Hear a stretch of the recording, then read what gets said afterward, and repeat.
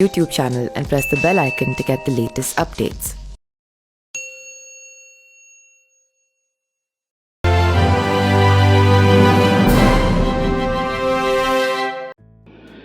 नमस्कार, मेरा नाम पिंटू सिंह यादव है और आप देखना शुरू कर चुके हैं न्यूज लाइव। दोस्तों, बिहार में सियासी उठापटक के बीच पशुपति पारस का एक बड़ा बयान सामने आ गया है जो चिराग पासवान के लिए बड़ी टेंशन देने वाला है।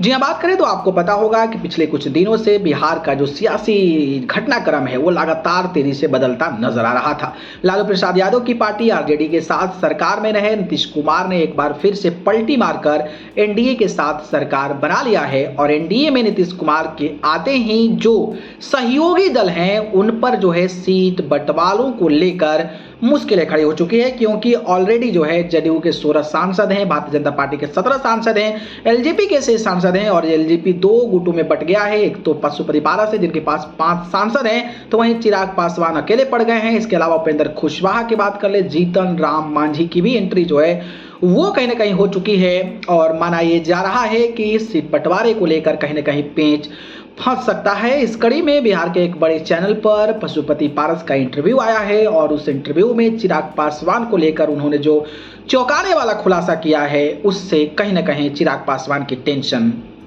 बढ़ सकती है। जी हां, बात करें तो पशुपति पारस ने कहा है कि चिराग पासवान बस हो हल्ला जो है वो कर रहा है, उसको एक भी सीट नहीं मिलने वाली है और वो लगातार हाजीपुर सीट के लिए दावेदारी ठोक रहा है।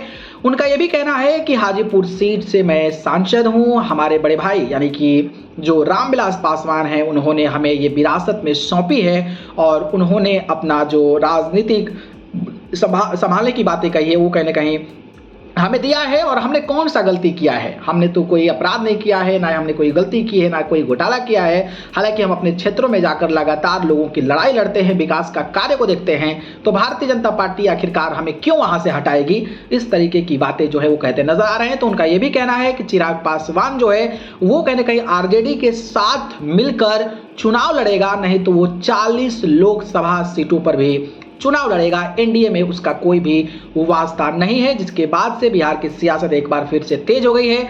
जिस तरीके से लगातार चिराग पासवान भारतीय जनता पार्टी और खुद को प्रधानमंत्री नरेंद्र मोदी का हनुमान बताते हैं, इस कड़ी में पशुपति पारस का ये बयान सच में चिराग पासवान के लिए बड़ा टेंशन देने वाला है। बाकी आपको क्या लगता है, क्या पशुपति पारस ने जो बात कही है वो सच होगी? इस पर अपनी राय कमेंट बॉक्स में बताइए। धन्यवाद।